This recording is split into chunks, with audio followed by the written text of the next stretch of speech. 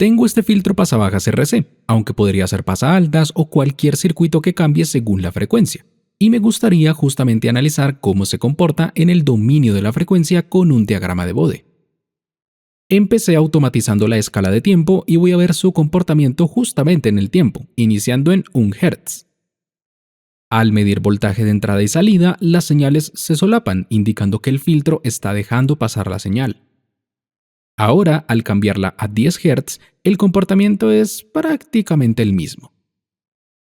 Si seguimos con 100 Hz, la cosa empieza a cambiar. Existe un cambio importante en la amplitud y la fase. Evidentemente, al cambiar a 1 kHz, la señal de salida se ve fuertemente atenuada y desfasada, pero hacer este análisis frecuencia por frecuencia es muy ineficiente, así que vamos a cambiar eso. Entramos a las propiedades de la fuente de señal y allí dentro buscamos el campo de Small Signal AC Analysis, el cual será nuestro voltaje de entrada en el dominio de la frecuencia. De no ponerlo, la simulación no va a funcionar. Pueden poner el voltaje que quieran, usualmente ponemos 1 voltio, pero para que se entienda mejor voy a poner 10 voltios inicialmente, y una vez hecho eso, aceptamos los cambios. Ahora, usando Shift más clic, puedo comentar líneas de texto, en este caso la de simulación transitoria, para crear una nueva de simulación en el dominio de la frecuencia, y con este mismo análisis de comentar-descomentar, puedo seleccionar cuál tipo de simulación voy a utilizar según lo que en ese momento necesite. Una vez comentada, voy a correr la simulación, pero como está comentada esa línea y no existe en este momento ninguna otra simulación, vamos a crear una nueva. Esta vez será justamente AC Analysis. Lo que hará esta simulación es poner un valor de frecuencia, simular, guardar datos, cambiar de valor de frecuencia, simular, guardar datos y así sucesivamente para luego mostrarlos todos en un diagrama de Bode. Vamos a seleccionar el tipo de barrido de datos, que será por décadas, ya que justamente así es el diagrama de Bode.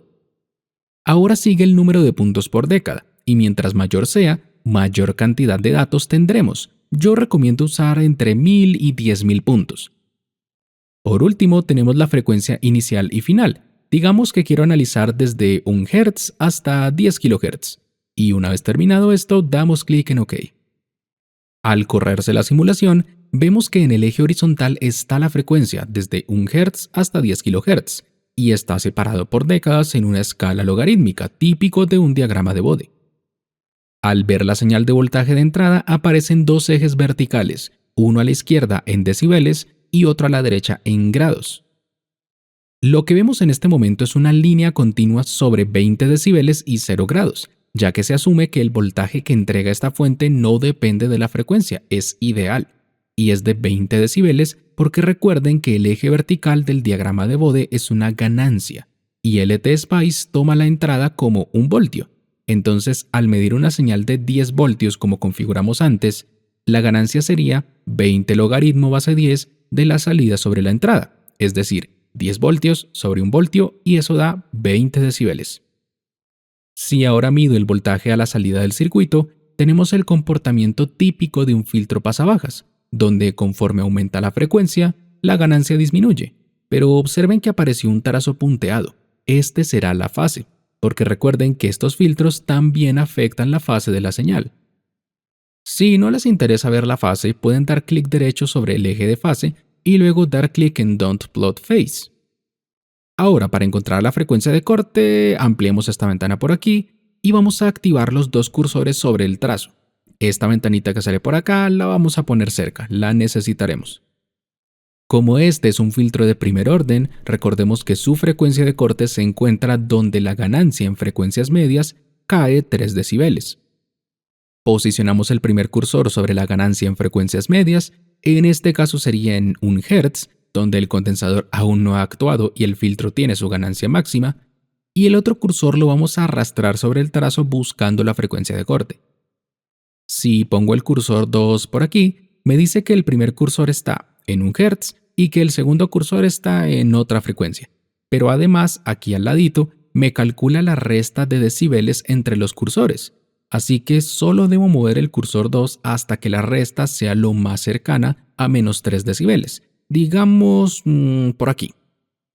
Ahora, usen las flechas del teclado para desplazarse entre los 10.000 puntos por cada década y así ser mucho más precisos encontrando la caída de menos 3 decibeles, y estaría más o menos por aquí.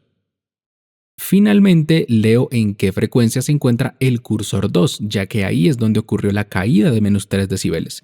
Y ahí está la frecuencia de corte, que pueden ver que también está sobre 17 dB si leemos la información del cursor 2, que son 3 decibeles menos que los 20 decibeles en frecuencias medias. También lo pueden encontrar de esa manera, pero cuando se encuentren con ganancias que ya no son con números tan cerrados, puede ser más complicado. Es mejor utilizar la resta de 3 decibeles.